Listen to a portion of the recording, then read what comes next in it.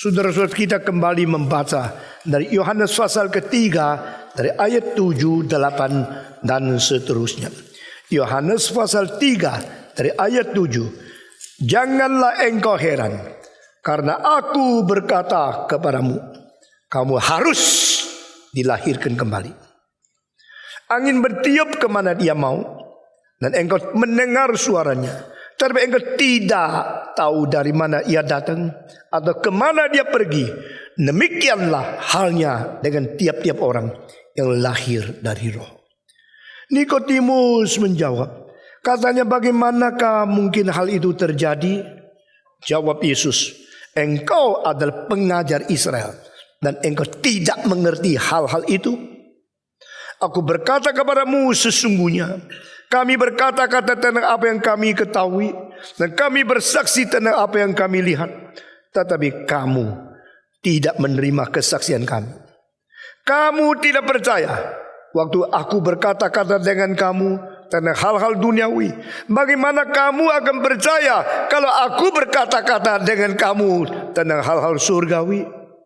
Tidak ada seorang pun yang telah naik ke surga selain daripada dia yang telah turun dari surga, yaitu Anak Manusia. Sampai di sini kita membaca kitab suci. Saudara-saudara, pertemuan antara Yesus dengan Nikodemus hanya satu kali. Antara orang Farisi yang mencari Yesus Kristus hanya satu orang. Pertemuan ini tidak ada ulangnya, tidak ada kesempatan kedua. Yesus Kristus tidak pernah mencari orang Farisi, tetapi representatif orang Farisi, Nikodemus datang mencari Yesus. Di antara semua orang Farisi yang sudah arogan, yang sudah sombong, sudah memudahkan diri, mereka kira di seluruh muka bumi mereka paling mengerti Tuhan Allah. Tapi heran, waktu Yesus datang, mereka tidak kenal Yesus. Jadi orang yang tidak kenal Yesus sebenarnya tidak kenal Tuhan. Karena Tuhan berwujud di dalam inkarnasi seorang manusia yang menyatakan kemuliaan, keindahan, kesempurnaan, kebajikan, keajaiban, keadilan, dan kesucian Allah yang paling konkret. No one ever in the history of the world to manifest the glory, the holiness, the righteousness, the truth, just like Jesus Christ.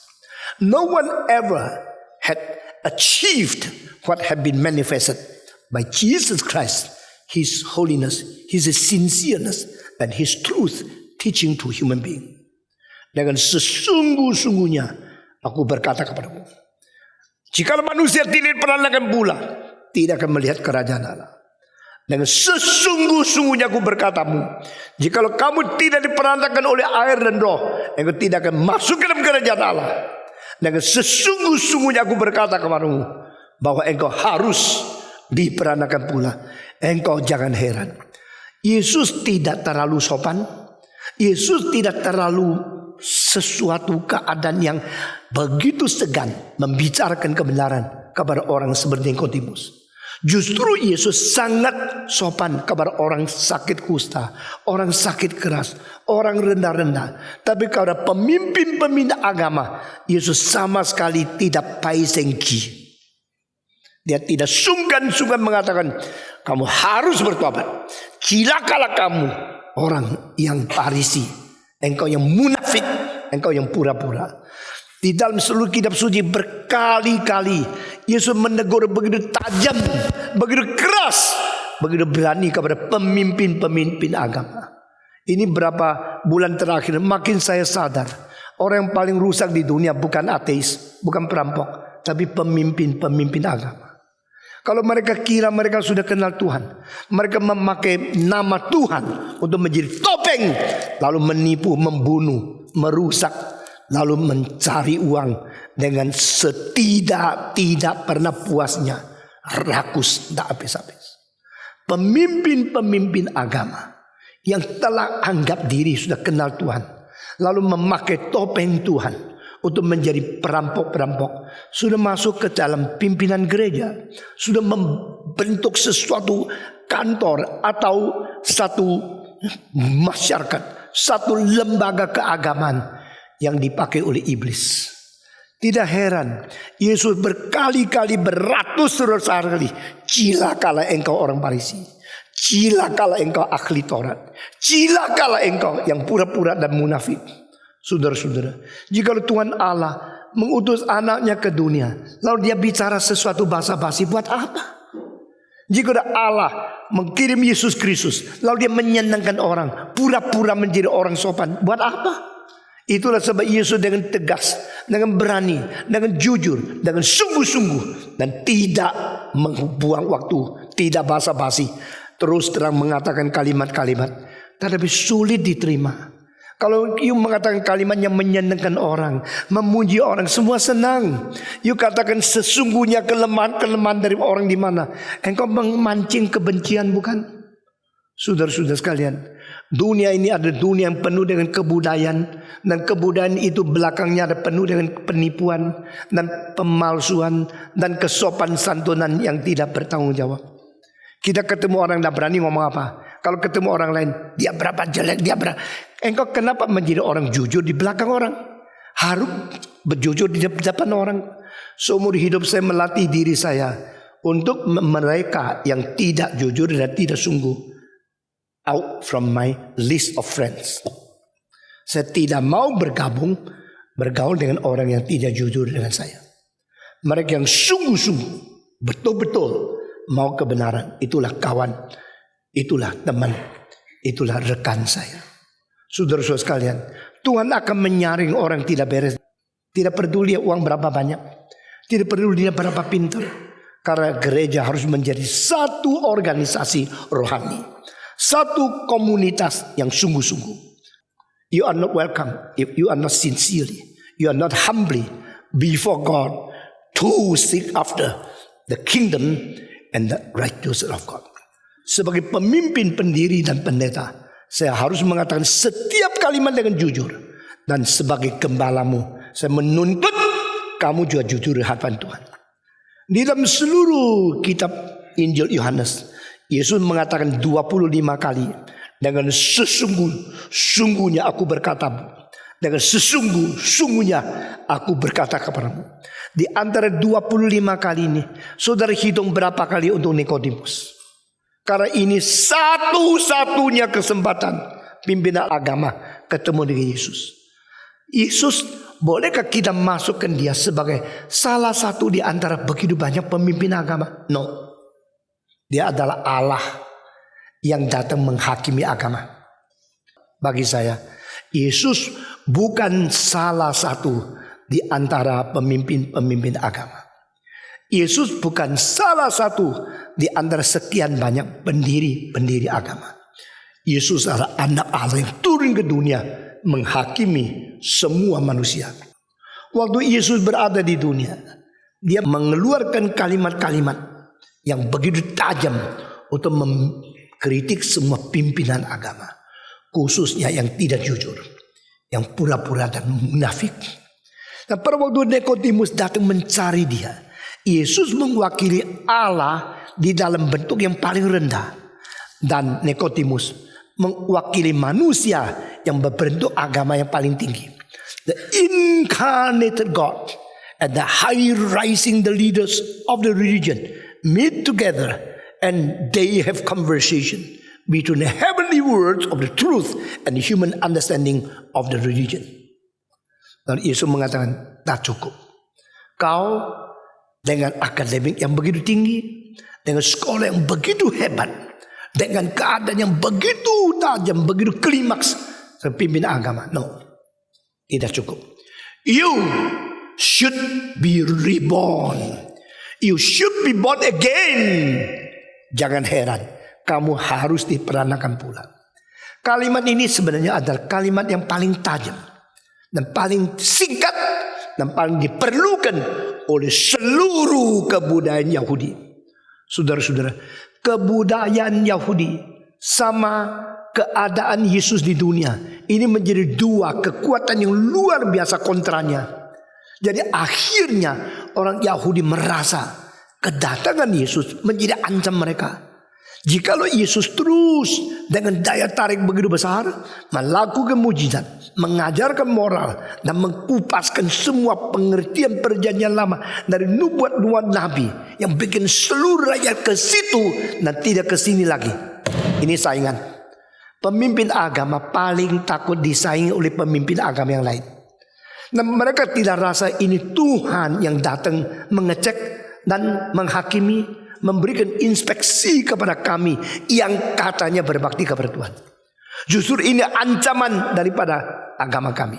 Kenapa setelah Yohanes orang Yahudi dari semua kampung, semua provinsi tidak ke Yerusalem untuk masuk ke dalam bait Allah? Mereka perginya ke padang belantara. Silakan. Ini bait Allah begitu besar sudah dibangun. Orang tidak mau datang. Orang pergi ke padang belantara. Padang belantara tidak ada bangunan, tidak ada mesbah, tidak ada tempat ibadah, tidak ada upacara untuk mengkorbankan atau memotong sapi atau menebus dosa. Kenapa di tempat yang sepi, yang sunyi, yang begitu kotor, di padang belantara ratusan ribu ke situ. Lalu gereja itu gedung bait Allah menjadi kosong belaka. Wah, mereka kepala sakit. Mereka kira makin megah, makin besarnya gedung, orang makin datang. Tapi tidak. Kenapa tidak? Saya pikir terus sejak waktu saya umur 20 lebih. Kenapa manusia pergi ke padang belantara? Kenapa manusia tidak pergi ke bait Allah? Kenapa manusia tidak pergi ke tempat yang boleh memberikan korban untuk menebus dosa?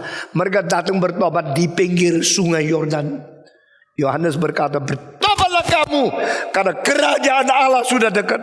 Mereka menangis, mereka mengaku dosa, mereka bertobat, mereka dibaptiskan di situ. Tapi mereka tidak datang kepada seorang imam, aku berdosa, tolonglah tebus dosaku. Lalu imam bilang, engkau penghasilan berapa? 1 bulan 50 juta, beli sapi. Kalau 1 bulan 2 juta, beli merpati. Menurut status keluargamu, ekonomimu, engkau harus memberi korban yang besar. Kalau beli sapi, lalu semua dibakar, lalu barang-barang yang paling baik dimakan sama imam. Nah, engkau harus kaya, bayar banyak, imam juga ikut kaya seperti kamu. Tetapi Yohanes Pembaptis tidak katakan beli sapi ya, beli merpati ya, beli domba, tidak. Bertobat saja. Mereka bertobat. Oh, hemat loh ini ya. Jadi datang ke Yohanes tidak usah beli sapi, duitnya masih ada. Lalu datang ke, oh Tuhan ampuni dosaku. Seluruh negara pergi ke padang belantara, tidak ke bait Allah. Lalu mereka mulai cilaka. Kalau begini income kita bagaimana? Kalau begini kita jadi sepi. Lalu orang bangsa Israel pergi ke sungai, dan ke sini. Buat apa bait Allah? Itu human reasoning and human factor, human foundation, human basis of thinking. Sekarang menggoncangkan keagamaan. Agama mulai dicampuri oleh motivasi yang lain. Saudara-saudara, maka mereka datang kepada Yohanes. Siapa kamu? Aku diutus oleh Tuhan. Buat apa di sini? Minta orang bertobat. Lalu, di mana kuasamu? Oh, wah, mereka tanya dia, Yohanes, maaf ya, kalian tidak berani khotbah lagi. Kalau tidak boleh ya sudah. Tidak. Yohanes bilang, kau keturunan bangsa ular yang beracun. Terjemahan yang lain, kamu adalah benih ular yang berbisa. Jikalau engkau tidak bertobat, pemimpin agama pun dimarahin oleh dia. Nah, pendeta yang berani membongkar pendeta palsu, punya hati nurani yang tidak beres. Pendeta yang berani marah-marahin pemimpin agama yang lain. Itu tidak ada orang, sedikit sekali. Dan akhirnya mereka tunggu. Mereka tidak suka adanya Yohanes Pembaptis. Mereka tunggu sampai akhirnya. Karena Yohanes Pembaptis berkhotbah untuk mempersalahkan raja. Dia tidak takut. Lu konglomerat, saya marahin kamu. Kamu jenderal, saya marahin kamu. Kamu orang kaya, saya mendegur dosamu. Kamu raja, saya juga membongkar dosamu. Hei Herodes, kau telah merampas istri saudaramu. Ini dosa besar. Kau harus dihakimi, engkau harus dihukum. Raja mana tahan. Raja cuma disembah saja. Oh, baginda. Oh, yang long life, raja yang hebat, raja yang besar. Raja punya telinga itu ada saringannya.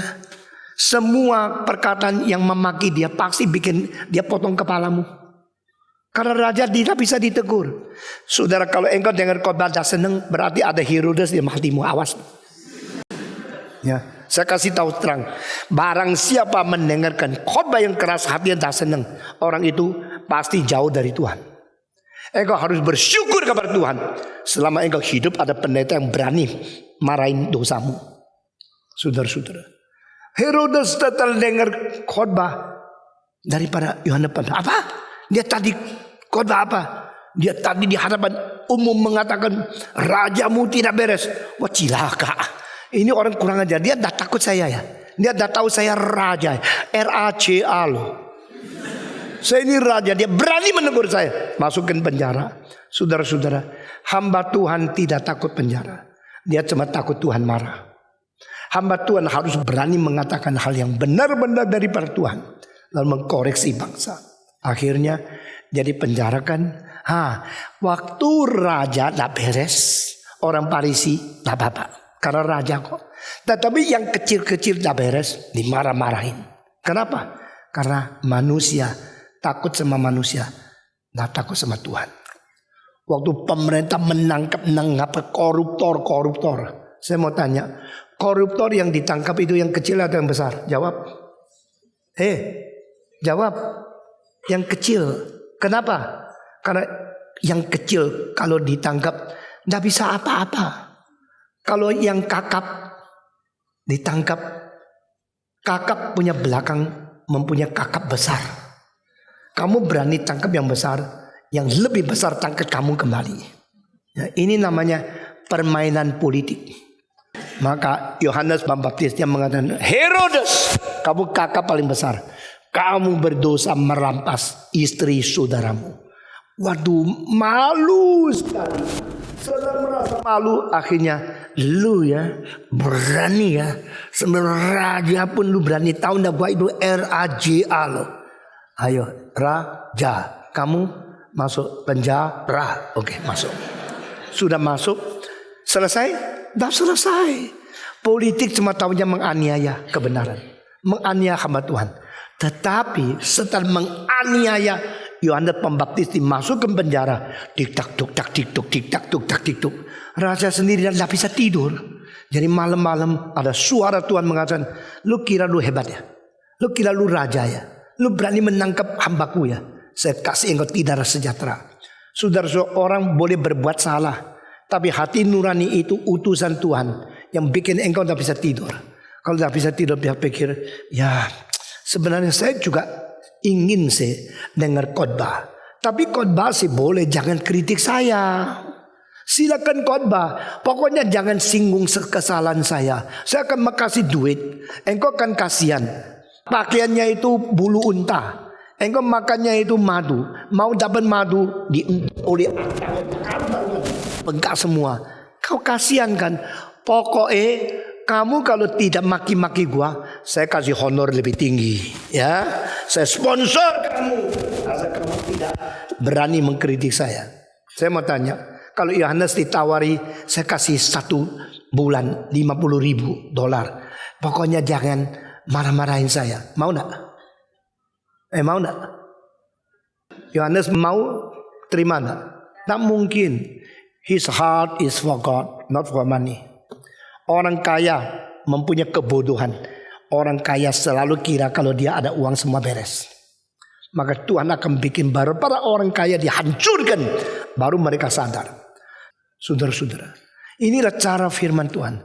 Firman Tuhan tidak berkompromi. Firman Tuhan tidak menggoyang ekor kepada orang yang bermiliter, berkuasa atau mempunyai kekuatan. Satu kali saya berada di Palembang, saya makan, jangan jalan-jalan, duduk baik-baik dengar khotbah Tuhan. Firman Tuhan, orang itu orang kaya. Setelah dengar marah sekali, dia keluar. Sudah keluar, terus dia bilang, pendeta sombongnya seperti ini. Saya tidak sombong, saya cuma bilang jangan jalan-jalan, itu kok sombong. Heran, dia tak ngerti bahasa itu. Lalu dia bilang, saya tidak mau dengar khotbah. Stephen Nong dari saya tidak mau dengar. Ya sudah dong. Lu udah dengar gua udah rugi kok. Yang rugi kan kamu. Kali kedua saya datang ke Palembang. Dia pikir-pikir, tapi kok baik bagus loh. Kalau saya dapat saya rugi-rugi. Tapi dia bilang, tidak mau. Saya marah sama dia. Lalu dia dengar radio. Kali itu khotbah saya disiarkan melalui radio kepada seluruh khotbah Palembang. Waktu itu orang itu dengar dari radio. Jadi tidak muncul. Orang tidak tahu kalau dia datang atau tidak. Sebab orang sudah dengar dia bilang, Stephen dong datang. Saya tidak mau pergi. Gengsi. Ya, gengsi dengar radio. Waktu dengar radio, dia dengar lagi. Saya bilang, jangan jalan-jalan. Tapi dia tidak ada di situ. Malam itu dia datang. Malam itu lu gak datang lagi. Dia bilang apa tuh? Ternyata dia bukan sama gua. Waktu itu dia bilang jangan jalan-jalan. Itu yang jalan-jalan itu jenderal. Meskipun kamu orang penting di dalam kebaktian, jangan jalan. Itu gereja yang penting dan ada orang-orang penting di situ. Juga dia marah kalau begini Stephen Tong memang bukan mau cari kesalahan saya. Dia memang disiplin untuk kebaktian. Malam itu datang rendah hati mendengar. Saudara-saudara, Herodes juga begini. Alkitab mengatakan apa? Herodes setelah menangkap Yohanes masuk dalam penjara. Kadang-kadang dia malam-malam suruh orang buka penjara. Yohanes, malam ini kau dipanggil oleh Herodes. Raja mau ketemu. Ya pergi dong. Dengan rantai. Dia belenggu. Dia pakai dibawa ke situ. Hei Yohanes. Maafkan ya. Karena gengsiku. Aku harus menjarakan kamu. Supaya orang tidak berani sembarang maki saya. Tapi sebenarnya saya tahu. Membelenggu, mempenjarakan hamba Tuhan itu tidak benar. Tetapi karena muka saya malu-maluin. Jadi mesti saya tangkap ya. Sekarang khotbah sama saya. Saya lagi malam mau dengar khotbah. Ini Alkitab mengatakan. Yuk baca Alkitab dengar. Kadang-kadang dipanggil. Suruh bicara sama dia lagi. Saya tidak tahu Herodes waktu panggil Yohanes. Yohanes khotbah apa? Kalau saya bilang tidak usah ya. Waktu Roh Kudus suruh saya berkhotbah, you tidak mau dengar. Sekarang you mau dengar, tidak usah. Yesus pada waktu di hadapan Herodes bilang, ayo pamerkan dong mujizatmu. Yesus tidak kasih mujizat, tidak jawab dia. When you need God, it is not necessary time God want to be utilized by you. But when God talk to you, please be silent and listen to Him. Ini orang berbijaksana seperti ini. Akhirnya dia tidak berani bunuh. Karena dia tahu ini hamba Tuhan. Dan dia tak berani lepas. Kalau lepas berontak sama dia. Herodes sebagai seorang yang berpimpinan di dalam politik. Serba sulit mengatur keadaan agama seperti ini. Suatu hari. Anak perempuan daripada istri yang tak sah. Yang diambil dari orang lain. Kenapa diambil? Cantik. Kalau sudah cantik, tapi sudah milik orang lain. Aduh nyeselnya. Si cewek yang cantik ini. Kok diambil sama orang lain? Oke, bunuhlah suaminya. Rampas istrinya. Raja Daud pun pernah melakukan kejahatan seperti itu. Masih ingat? Suaminya pergi. Di mana? Perang. Perang di mana? Di Canggih. Di Canggih situ loh. Lagi perang di tempat itu. Dia telepon SMS. Ada seorang namanya Uria yang sedang berperang di Canggih. Saya minta kamu jenderal yang lebih tinggi dari dia, utus dia ke tempat yang paling bahaya supaya mati. Utus saja. Hei Uria, pergi situ. Semua mesti taat sama atasan kan. Dia pergi bawa senjata sih. Di situ lawannya gede-gede. Waktu berperang mati, sudah mati, kasih kabar. Kabar jenderal sudah mati. Jenderal kasih kabar sama Daud, sudah mati. Daud bilang, puji Tuhan. Suaminya si cantik mati. Sekarang si cantik ini boleh menjadi milikku. Tuhan tahu enggak? Tuhan tahu semua. Lu kira lu banyak taktik ya. Dengan cara begini bisa ambil tanahnya. Cara gini bisa menipu uangnya. Dengan cara gini bisa merampas nyonya orang lain. Semua yang kau hitung secara tidak adil. Semua Tuhan tahu. Saudara saya kasih tahu ya. Yang dagang tidak jujur. Engkau akan menerima. Engkau tanam angin kecil. akan menerima kembali angin tofan.